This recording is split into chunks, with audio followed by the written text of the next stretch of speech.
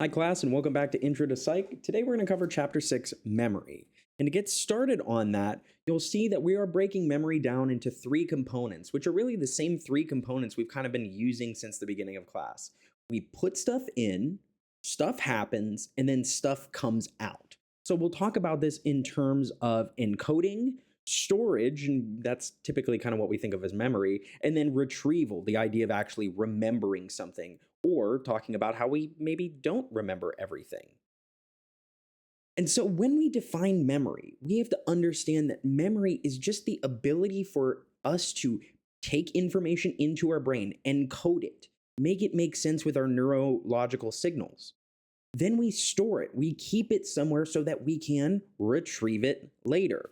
This can be anything from the most basic things, our sensations that we experience, to emotions, to actual what we would consider like memories, like what you did last week. And the cool thing about memory is, as we kind of tie this in with learning, is that memory allows us to learn things and then keep that learned information with us. So we are able to, right, learn something new that when mom or dad get angry, they might hit us. Don't do that if you're a parent. We store that info and then we know that for the future. And, this is really useful even for something more basic like, hey, I know food grows here, so I should go back there.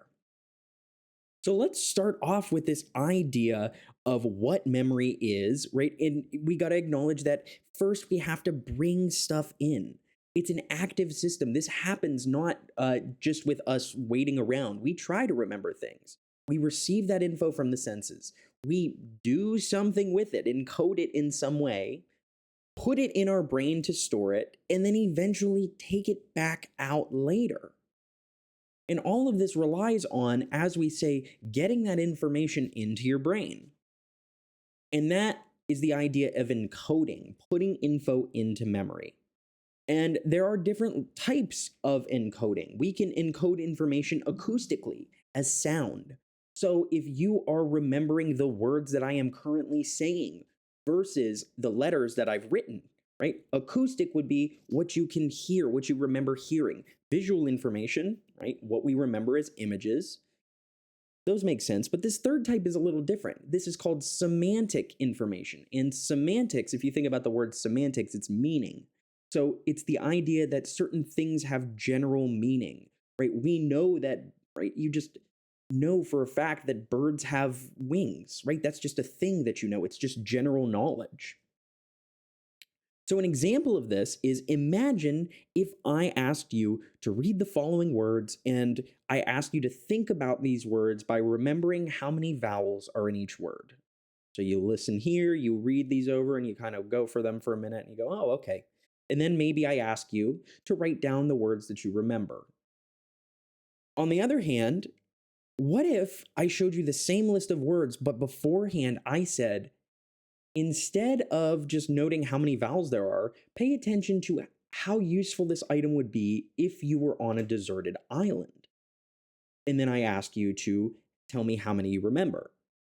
Chances are you are going to remember more words if I ask you to think about this as you on a deserted island. Why? Because what you're doing is you are processing this information at a deeper level. So, for the lack of a better metaphor, the idea is that you want to, stick things in your brain. And the stickier they get in there, the more likely they are to be remembered, to not get unstuck and you forget them. So, if you want to stick these things in your brain, make you remember them, one thing you can do is aim to do deep level processing about this. Use semantic information, right? Try to associate your new information with your old information versus this shallow processing. For instance, you all know that the mitochondria is the powerhouse of the cell, but probably that's just from repeating it. If I asked you to memorize a phone number, you might just sit there and repeat it out loud until you can type it out. Chances are it's going to help you remember that for a short period of time, but not forever. Right? So if I wanted you to remember that number, for a long time, you probably have to process that differently. One way that we can process more deeply is something we've all done since childhood. We might use what are known as mnemonics. So mnemonics are anything that we can use to help our memory. For instance, you all know the order of operations in mathematics, parentheses, exponents, blah, blah, blah. Why do you know that? The mnemonic, please excuse my dear Aunt Sally. On the other hand, maybe you remember the mnemonic about which part of the brain is associated in memory. The hippocampus, right? There was a hippo on campus, you wouldn't forget it. Aha. So a question that you might see on an exam type thing here is that if you are memorizing letters in a psych experiment and you read the letters B, right, Bravo, Charlie, Tango, BCT, but later when they ask you to recall those letters, you say, oh, I remember reading, right, Delta, Charlie, Victor, DCV. If you made this mistake, how did you probably encode the letters? Did you encode them visually, auditorily, procedurally, or semantically? Well, we're going to say it's auditory, right? Because B and D, V and T sound like each other. Now, if you remembered the letters as P, C, I instead of B, C, T, you maybe could make the argument that this would be a visual encoding because they're similar. So that's the basics for getting stuff into our memory. But now we're going to spend a lot of time talking about what we really think of as memory. Right? And that's how we store this info in our brains. And typically the way that we look at the storage of memory in our brains is through what we call the information processing model. So we have a model on how information is stored in our brain. And the idea is that this information has to pass through three kind of levels of storage here before it gets really stuck in our brain. And that each of these levels has a different capacity and duration. They last a different level of time. Now, I want to be very clear that short-term, sensory, and long-term memory are three types of storage here, are different than encoding, storage, and retrieval, right? So you can encode something, you can store it in one of three types of memory, and then you could possibly retrieve it. So to show you the full picture of this model, the idea is that, right, you pay attention to something. You hear somebody call your name, and that lands in your sensory information. If you don't hear it, you forget about it. If you pay attention to that information, it goes into your working or short-term memory, we'll call this. And if it stays in your short-term memory for long enough, it has been encoded, it will get stuck in your long-term memory, where theoretically this lasts forever. Another example of this model to kind of simplify it here. But let's go ahead and walk through this model step by step. First, talking about sensory memory. So sensory memory, it's already in the name. The sensory memory is our memory for whatever we are sensing. And this is holding anything you see, hear, feel, touch for about 2 to 4 seconds. So, right, if somebody calls your name, but you're too busy doing something, right, you might not even notice it. But it's the case where if you visually see something, it lasts in your mind for about 1/4 of a second, 1/4 of a second. Why? Well, because we can probably open our eyes and see it again. On the other hand, echoic memory, hearing memory, lasts about 2 to 4 seconds, right? So if somebody calls your name, you've got about 2 to 4 seconds before you can really attend to it and put that information from our sensory memory, move that into our short-term memory. Because there's a lot of things that we're not paying attention to, right? If you are in a busy coffee shop while listening to this video, you're not noticing the people around you, right? You're not paying attention to that, or you're not even caring about it. You're not remembering that. So sensory memory is going to be, this kind of foot in the door to get something into memory. So if we've sensed it, if we have now paid attention to it, we move to the short-term memory. Now, short-term memory stores information for a short term. Typically, this is going to be a place where you are going to also be what we call manipulating information here. Originally, we thought that our short-term memory held about 7 items on average. But in reality, more recent research has shown that our brains can hold about 4 pieces of information in our short-term memory at a given time. And a lot like if you ever, juggle or something, the idea is that you can keep these 4, thoughts as if they were, juggling balls up in the air for about 12 to 20 seconds before you've got to, juggle them again. And the idea here is that so if you are doing something like listening to a phone number, right, it's gone through your sensory memory and now it's in your short term memory. You can maintain this by continuously remembering whatever it is you're thinking about, but it might get moved in the long term memory. Before we move to long term memory, there's a couple points I want to make here. Just because our capacity for short term memory is only 4 things doesn't mean you can only remember 4 letters at a given time. Turns out that humans are really good at chunking, taking information and making it into something that makes sense. Right? If I made you memorize all of these words, right? Cat, ABC, IBM, XYZ, hen, KFC, you could memorize these 6 groups. It's kind of hard though. Or you could organize them into meaningful groupings, right? Instead, change them into, well, 2 of them were animals, 2 of them were companies, and 2 of them were just the beginning and ends of the alphabet. If I gave you these letters to memorize, would you have much an easier time memorizing those letters? Or if I split them like this? The cool thing is we can also create higher order chunks or chunks of chunks. The idea is that we can go from, right, the letter THE in our very young children brain going, oh, that's the word the, and it takes up 3 spots of our short-term memory, THE. Eventually, we can chunk those into something that makes more sense, the, right? And even bigger than that. Now, the cool thing about short-term memory is that it's not just a random holding area, but short-term memory also includes what we call working memory. So working memory is what you are working with in your memory. The way that I like to think about this is imagine that somebody asks you, hey, where do you want to go to eat to dinner tonight? Well, that's in your short-term memory now because you have to answer that person and you're thinking, oh, they asked me a question. But you have to do something to figure out where you want to go. And so what is happening is your short-term memory is processing that information using the working memory. And so in the working memory, there are 4 kind of components in here. The first is what we call the central executive.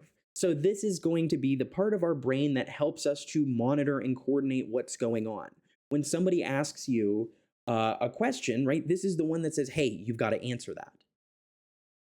Some other parts of our working memory, we have a visuospatial sketchpad. In our minds, we have an inner eye.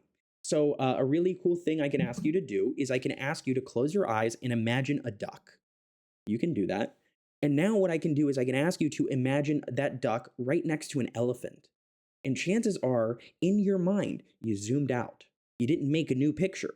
You just kind of built with what you already had and zoomed out. Right? So this is arguing that in our minds, we are able to create pictures. Phonological loop, we have an inner voice, the idea that maybe we can hear what somebody's doing and kind of remember that for a second or 2. And then lastly, this episodic buffer. The episodic buffer in this case is helping us to make sense of all of these things. Take what's in the inner eye, take what's in the inner voice, take what we're coordinating, and put it all together. So our short-term memory not only holds what we're focusing on now, but it also allows us to make sense of it, work with it here. But that leads us on to what we would really consider memory, the long-term memory. And so when we talk about long-term memory, we are thinking about this as the type of memory that lasts for theoretically ever.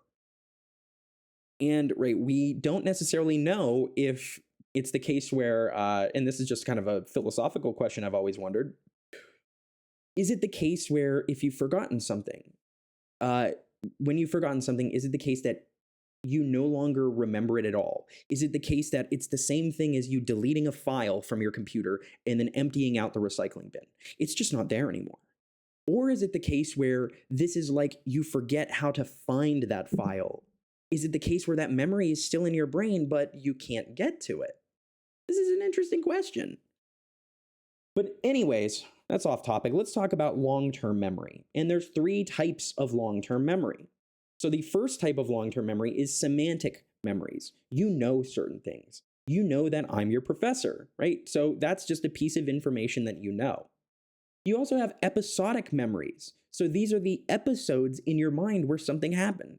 You remember what you did yesterday, but you remember the order that it went into, right? So I like to think about this as very much like, for lack of a better term, like you're watching a cartoon or, an episode of a memory that's happened in your mind. Now, all of these are different than what we call procedural memory. So you have abilities to do certain procedures. The best way you might want to consider this is kind of like muscle memory. You know how to ride a bike. You know what a bike is. You maybe have a memory of learning how to ride a bike or falling off your bike. But procedurally, you know how to ride a bike, right? Similar with tying your shoes. And so we can kind of break this whole idea of memory down into two different types of memory. There are memories that we are explicit about, we are conscious, and we can deliberate about, right? So these are intentional. So memory with awareness. If I ask you, what's the powerhouse of the cell? You pull from your facts and knowledge to tell me it's the mitochondria. If I ask you what happened on your 10th birthday, you pull from personal experiences or events that happened. On the other hand, there are other types of memories. We can talk about procedural memories, those motor skills and actions, our muscle memory. And also we can talk about classically conditioned memories. So these classically conditioned likes or dislikes that we have.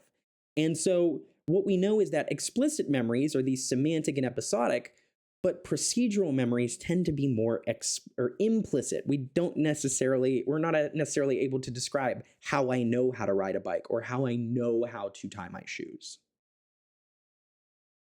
So, right, to give you kind of a quick list of these, right, if I ask you to remember your first dance that you had when you danced with somebody, that's an episodic memory because you're recalling what happened at the beginning, the middle, the end. If I asked you what kind of memory is your knowledge of how you dance, that's a procedure, right? So you just know I move my feet this way, I move my arms. If I asked you, what is a dance? That's a weird question, but you're going to tell me that that is a semantic memory. That's a memory of knowledge that you have. You just know these things. If I asked you your pet's name, that's just knowledge. If I asked you what you did on your last birthday, that's an episode. How to throw a baseball, well, that's going to be very much muscle memory, so procedural. And so you can kind of see how memory can be different even about the same thing. A question here for you is that imagine that you've got a 2-year-old learning how to tie their shoelaces, and imagine that this is me. I'm trying to teach my daughter how to tie her shoes, and my daughter says, well, how do you do it? And I say, you just do it. I can't describe it, but here, watch. Well, that's saying that I am having trouble describing that procedural memory of shoe tying, because if you recall, that's also going to be implicit, an internal memory. In a similar vein, though, during class, I usually have students read these words, look at them for a minute, and tell me which ones they can remember and write down later on. And what's fascinating about this is when I ask people to do this, many people will get about 10 words in total. Most people will say that they read the word sleep, but there's no sleep in here. People will also get the word bed and the word dream, the beginning and end, as well as this word artichoke. So there's a couple interesting things here. So why is it the case where we can get the first and last one? Why do we get the odd one?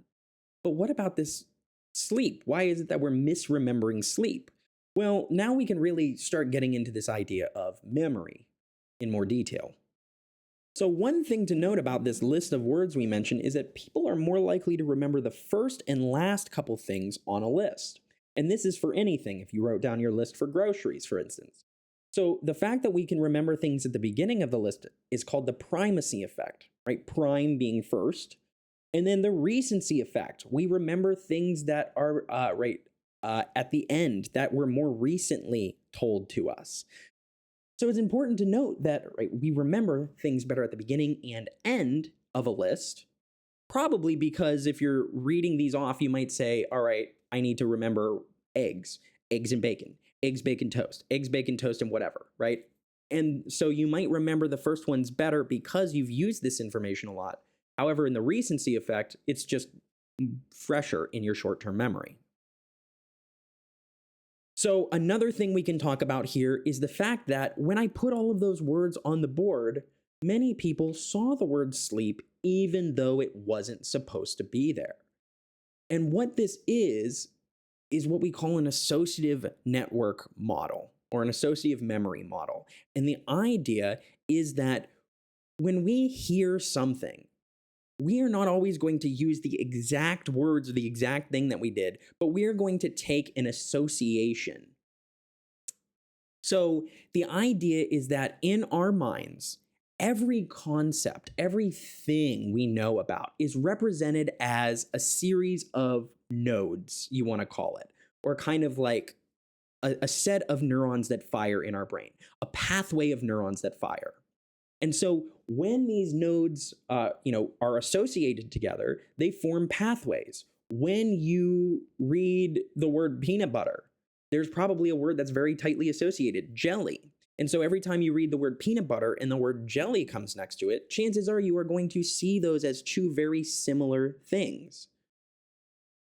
And this is why you maybe are going to accidentally remember the word sleep instead of saying that, no, I didn't see the word sleep.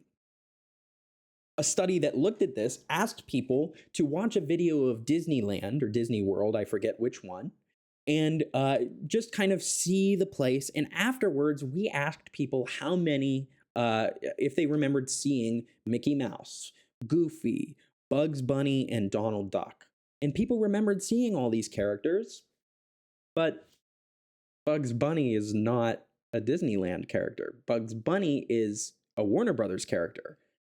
People will say they remember seeing this, but this is where I want to be very clear that just because you remember seeing or hearing something does not always mean you are correct in what you think actually happened. So when it comes to actually retrieving these memories, not just putting that information in, now we have to get that information out. You can listen to this video all day long if you actually are, and you will maybe remember some of it, but you can't repeat it directly back to me. So this is where we are talking about memory retrieval, taking that info from long-term memory and bringing it back into our current working or short-term memory. And so retrieval really is just this idea of memory, remembering. And so we can talk about two types of retrieval. We can talk about free recall. So imagine that you have to call the cops because you were robbed or there was some bad thing that happened to you. And they ask you, can you describe the guy?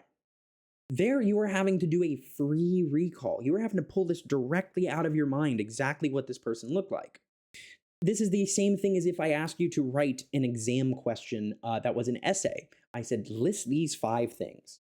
It's really hard to do that compared to if I asked you to do a multiple choice question where you just had to recognize the correct answer. Or in this case of you accidentally having you dealing with the cops, maybe it's the case where they're not asking you to remember what he looked like, but they're asking you to pick him out of a lineup, or her, that is the case, right? So it might be easier for us to just try to recognize something versus recall it. And a cool example of this, right, is the idea that asking you to just write down the names of the 7 dwarfs is kind of hard. Maybe if I show you some pictures, though, that gives you some recognition and allows you to do this a little better. And maybe I can make this even easier by giving you a list and asking you to just recognize which of the 7 dwarfs there are. So the idea is that when we go to retrieve things, some cues can be really good. And the better our cues are, the better we can find our way back down those paths. Now, some of the things that affect whether or not we are able to remember or find our way back down these paths is related to the ways in which we put our information in and how we're going to take it out.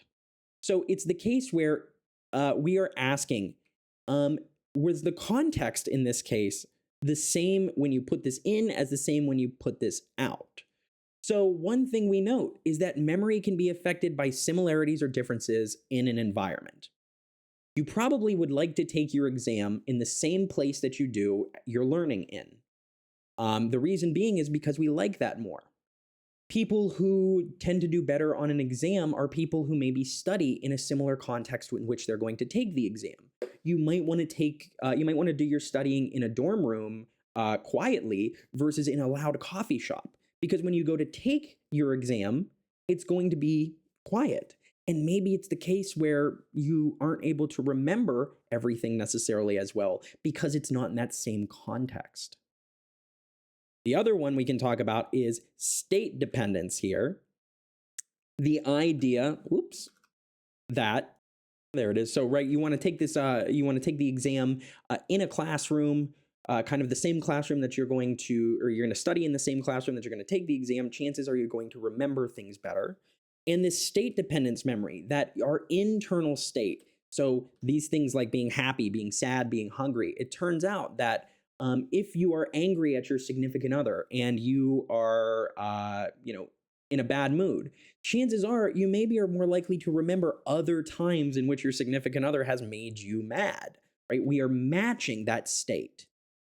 One funny thing that this works in is how sober you are, right? This is not suggesting that you should go drink alcohol before you take the exam, but if you were to be drunk every time you studied for the exam, you will actually do better on the exam if you are the same level of drunk taking the exam as you were when you were studying for the exam. Overall, you're probably going to do worse because you've been drinking, though.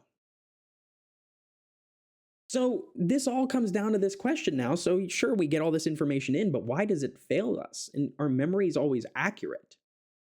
Well, memories are not always accurate. Our memories are not a camera. Our memories are not perfect by one way, shape, or form. Many people's intuition is that memory works like a camera, but that's absolutely wrong. Recognize that memory is us reconstructing what happened in that past and trying to recall it correctly. One type of memory that people get really interested in are what we call flashbulb memories. And so the flashbulb here is this kind of idea of an old-timey camera. So this is like a snapshot memory. And so people believe that in these really emotionally severe events, that they are more likely to be correct. And chances are that they're not actually. So what we did was we asked people after 9/11, a couple weeks after, we said, where were you when you found out that the planes hit the towers? And they said whatever. A year later, we went and asked them, hey, where were you when the planes hit the towers? And maybe a year later, maybe this first time they said, I was in the living room folding laundry. 3 years later, we ask them, hey, where were you when 9/11 happened? And they say, well, I was in the bedroom ironing. A decade down the line, oh, I was in the bedroom folding clothes. Are they lying? No, they're making a mistake, This is not right. But you'll notice it's not a completely false memory. It doesn't come from nowhere. It's still dealing with the person being at home, dealing with the laundry, just a different part of the laundry.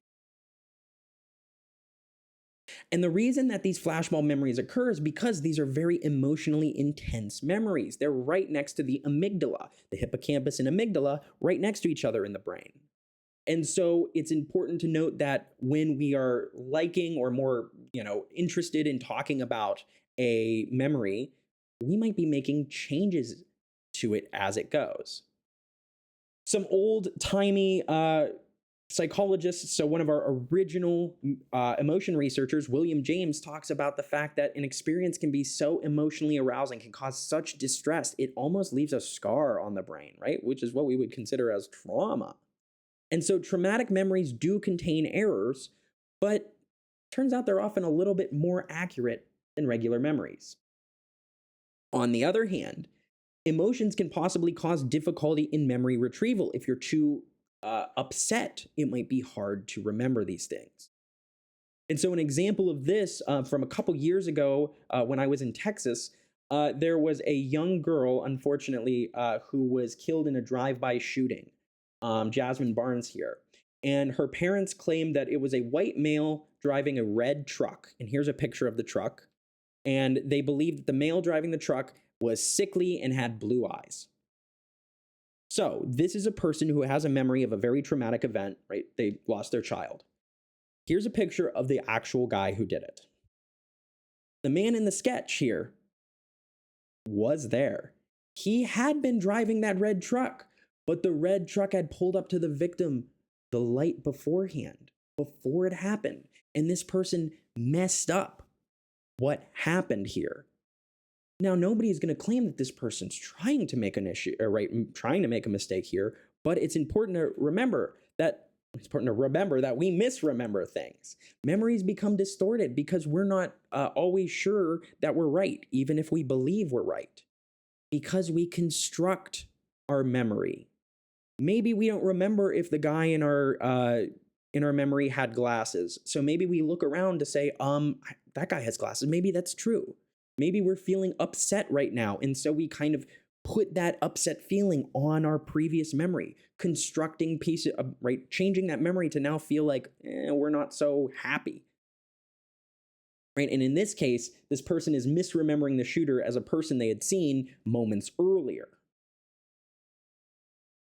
This is where I have to say that eyewitness testimony can be faulty, even though people can say this, right? So my thinking is if you have 100 people all say the exact same eyewitness testimony, it's going to be hard to say no. But if it's late at night and somebody isn't sure, there's a lot of ways that this can change. The reason, though, this is sounding maybe a little scary to some people. Oh, maybe my memory isn't so good. Well, think about what we do in our lives. Most of the stuff we do isn't important to remember. We need to just keep the general details, or a gist memory. You don't need to know how many stairs there are to go up the stairs in your house. You just need to know there's stairs. Now, if you're blind, yes, maybe that is something you need to know. An example I like to think about is if you've ever been on the phone with somebody, with grandma, and grandma says, all right, well, tell mom, blah, blah, blah, blah, blah. You're not going to say those exact words, but you're going to give the gist of what they said, because you just need to keep the general idea. So why do we misremember? One reason we misremember is just called confabulation, right? So this mother of Jasmine Barnes we just mentioned had a confabulation. They misremembered without the intent to deceive. However, we can be affected by misinformation. If we give somebody misleading information, that can influence us, and we'll talk about that in a little bit. Memory misattribution, on the other hand, we might misremember the source of a memory. So what happens if you read that, the lizard people run the world, and you read this on a National Enquirer magazine, something that's not really trustworthy, but then all of a sudden later you're like, yeah, the lizard people run the world, and I'm pretty sure I read that, on Wikipedia. Oh, yikes. Hindsight bias, one of my favorite. This is the idea that, hindsight is 2020. Thinking about what we should have done in the past, we always know what we should have done. So when you finish an exam and you see that you got a question wrong and you go, oh, I knew it was that. Did you really know it was that? Otherwise, why would you have put the wrong answer down? Otherwise, we can always talk about this idea of just false memories. Theoretically, memories can be fabricated. Now, it's not something super common, but it does happen.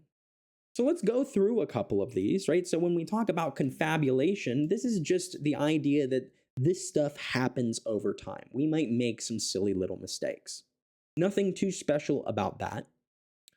But when it comes to the misinformation effect, we can incorporate incorrect info into our memory. And to do this, a study brought a couple people into a lab and had them watch a video where these two people had got into a car crash. And so then we asked these people a couple questions. Some people got the question, hey, how fast were those cars going when they bumped into each other? And when you think about that, what does that make you think? That makes you think that the cars didn't go very fast. On the other hand, some people got the question, how fast were the cars going when they smashed into each other?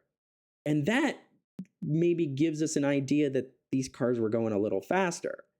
And it turns out that you can change a person's memory by changing the verb you use here. Right? How fast were these cars going when they contacted one another? It was about 32 miles an hour. But when you ask, how fast were those cars going when they smashed into each other? People say, oh, they were going about 40 miles an hour. This is the same video they're watching, but it's changing how they're perceiving the world. So recognizing how important this is, that a person's, other people's info can change what we think. When it comes to the hindsight bias, this is the belief that you kind of knew it all along. Typically this is just something that happens after we remember something, not before. So it's kind of useless, to be honest. And lastly, let's go over a couple things here. False memories, this idea that people can actually endorse false memories that don't happen. That is possible, but it's not very likely. What's more possible is that you're able to suggest, use suggestibility, contaminate our memories. Takes advantages of our normative cognitive processes, right? It's the idea that you might say, no, I definitely had the word sleep in that list, even though it wasn't there. Why? Because all the other words were related to sleep. So this leads to a really important question. Is our memory bad? Yes and no. So the good news is that, if you are telling people, hey, your memory isn't the best, just keep that in mind. People tend to do better about recognizing things like misinformation.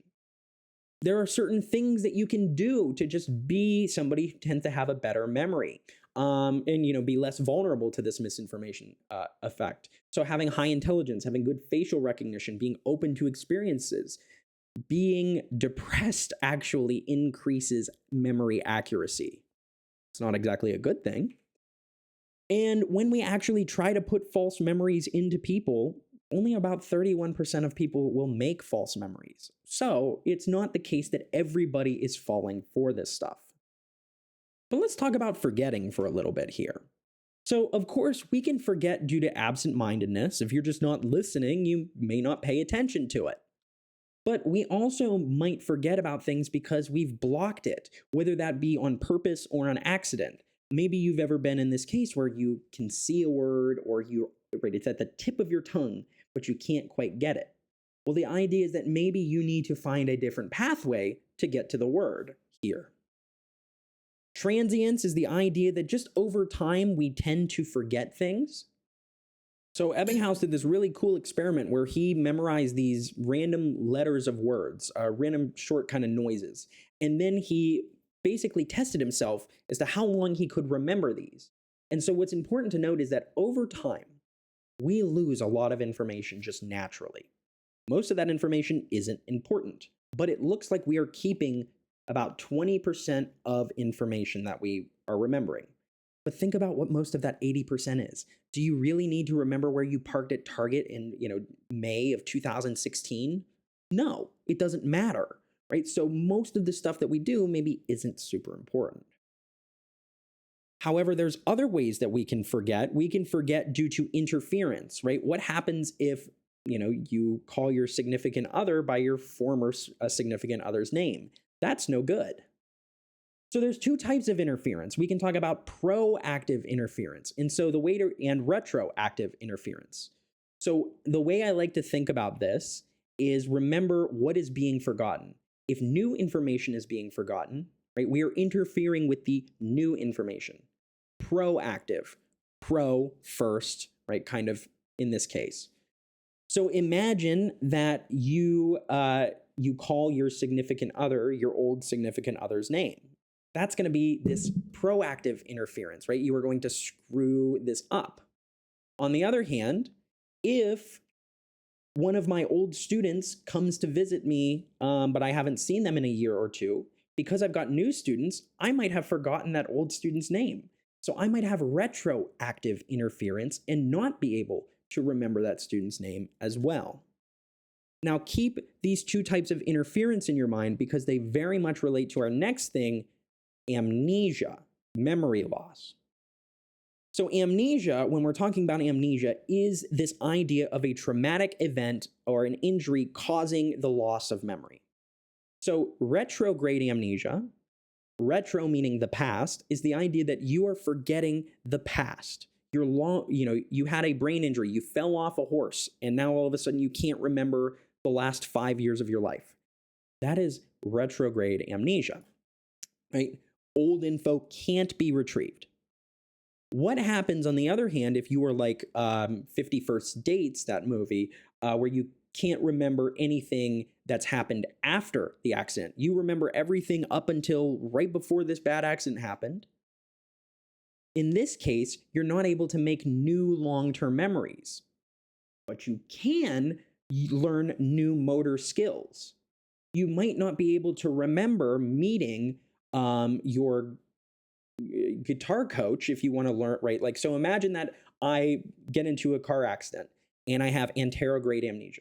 I will remember my wife, I will remember my daughter, I will remember that I was a professor, but anything that happens between when that happens in the future, I'm not going to be able to remember. On the other hand, though, if you asked me to learn the piano or something, or guitar, I might not remember the person teaching me the piano or the guitar, and I might say, no, I never learned the piano or guitar. But if you gave me a piano or guitar, I might actually be able to play it. And so it's important to note that with these, with retrograde amnesia, you don't always lose all of your memories. Typically, it kind of goes from the most recent memories are more likely to be lost, but your earliest memories, right? So I would be most likely to maybe lose the last 3 years of memories, but I'd still remember my childhood. Compare that to anterograde, where we just don't remember anything going forward. Now, there's a couple wonderful is one way to say it, I guess, terrible case studies we can talk about with memory loss. And the first one is a guy who was for long times known as HM, but right, he's passed away, and his name was Henry Molaison. And he had incredible amounts of seizures, and so they removed his hippocampus, his memory center of the brain. And he could no longer make new memories, but he also lost 11 years of his old memories. Yikes.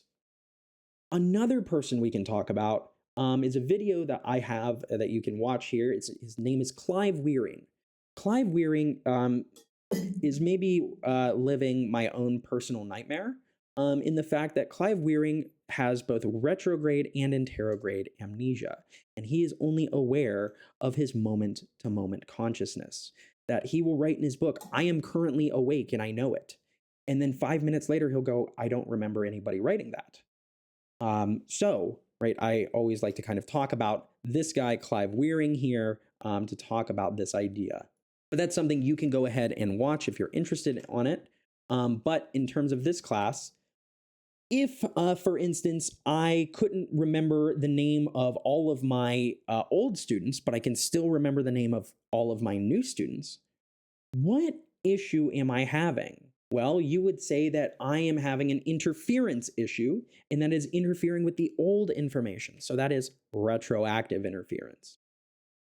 So that's a lot to go through. Hopefully you all can remember everything we talked about in memory, but if there are any questions, don't hesitate to reach out. Hope you're all doing well, and I hope you all have a great day. Bye-bye.